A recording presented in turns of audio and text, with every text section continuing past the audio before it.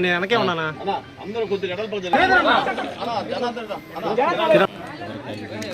Madam madam మీరు కొద్దిగా ముందుకు రండి మేడం. ఓకే ఓకే మీరు ఇంపార్టెంట్ మేడం మాకు.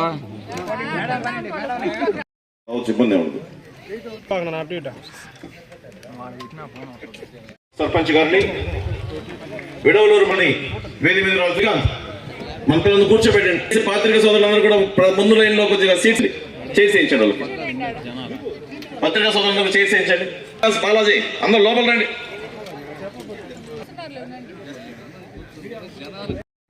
చంద్రబాబు నాయుడు గారి సుపరిపాలనలో కేవలం ఒక విడవలూరు మండల అభివృద్ధి కోసమే 6,75,00,000తో 81 పనులు మనం చేసుకోవడం జరిగింది ఒక విడవలూరు మండలంలో.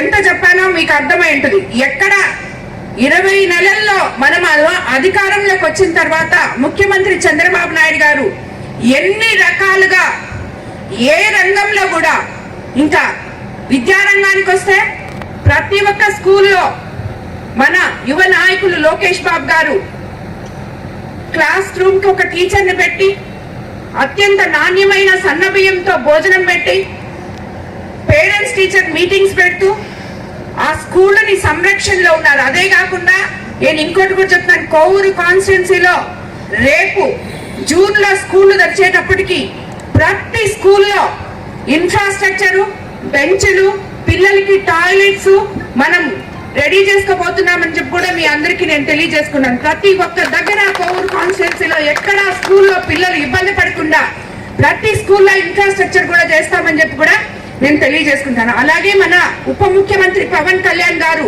పంచాయతీరాజ్ ద్వారా కూడా ఎన్నో రోడ్లు, లింక్ రోడ్లు, ప్రతి ఒక్క రోడ్డు కూడా శాంక్షన్ చేయడం జరిగింది. కోవూరు కాన్స్టిట్యున్సీకి పంచాయతీరాజ్ లో కూడా సుమారు 10 కోట్ల వరకు ఇప్పుడు శాంక్షన్ అయి ఉన్నాయి. సో అవి కూడా మనం మొదలు పెట్టుకుంటాం. ఈ రకంగా చూస్తే ఎక్కడ అభివృద్ధి 20 నెలల్లో ఎంత మనం ఒకవైపు సంక్షేమం చేసుకుంటూ ఇంకోవైపు ఎంత అభివృద్ధి చేసుకున్నామో మీకు అందరికీ తెలుసుకోవాలి. కాబట్టి ప్రజలందరూ కూడా ఎవరో ఏదో చెప్తే అప్పుడేదో మేమంతా చాలా చేసేసాం, ఇప్పుడు ఏం చేయట్లేదు, జనాలకి ఏమి రావట్లేదు, సంక్షేమం లేదు, అభివృద్ధి లేదు అనేది ఇవన్నీ పచ్చి అబద్ధాలు. మీ కళ్ళతో మీరు చూస్తున్నారు, రోడ్లు చూస్తున్నారు. మీకు ఎంతమంది పిల్లలు ఉంటే అంతమందికి మీ అకౌంట్లలో పడింది, అన్నదాత సుఖీభవ అన్ని వస్తున్నాయి. సో ఈ రోజుల్లో ప్రజలు చాలా చైతన్యవంతులు. మీకు ఇక్కడ ఏం జరుగుతుందో మీ అందరికీ తెలుసు. ఇంకా 2 ఉన్నాయి, అవి కూడా అతి త్వరలో మీ ముందుకు తీసుకొస్తాం. అది ఒక్క హౌసింగ్. ఎంతో మంది ప్రతి దగ్గరికి వెళ్ళినప్పుడు ఇల్లులు అడుగుతున్నారు. వాళ్ళు చేసిన అస్తవ్యస్తమైన వ్యవస్థని మీరంతా చూస్తున్నారు. జగనన్న కాలనీలను పెట్టారు, దాంట్లో ఆ ఇల్లు అవసరం లేని వాళ్ళకి ఇల్లు రాసేశారు. స్థలం పొలం కొనడానికి ఒక డబ్బు, దాన్ని లెవెల్ చేయడానికి ఒక డబ్బు, బేస్మెంట్ వేసి కాంట్రాక్టర్లు వెళ్ళిపోయారు. అసలు ఇల్లు అవసరం లేని వాళ్ళకి ఇల్లు ఇచ్చారు. అవన్నీ ఖాళీగా నిరుపయోగంగా పడిపోయినాయి ఈ రోజు ఇన్ఫ్రాస్ట్రక్చర్ లేక.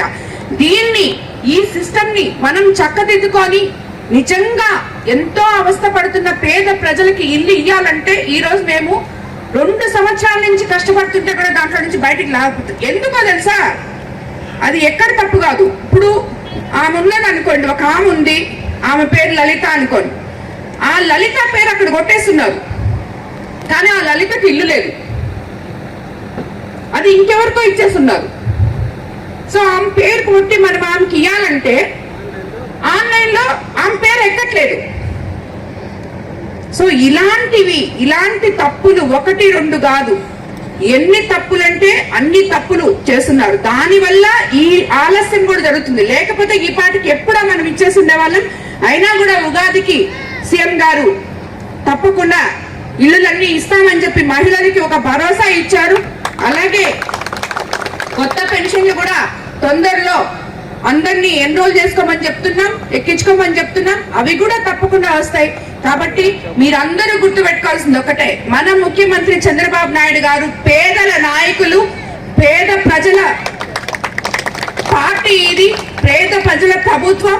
కాబట్టి ఎప్పుడు కూడా మీకందరికీ మేమంతా అండగా ఉంటామని చెప్పి మరోసారి తెలియజేసుకుంటూ అందరికీ ధన్యవాదాలు తెలుపుకుంటాం.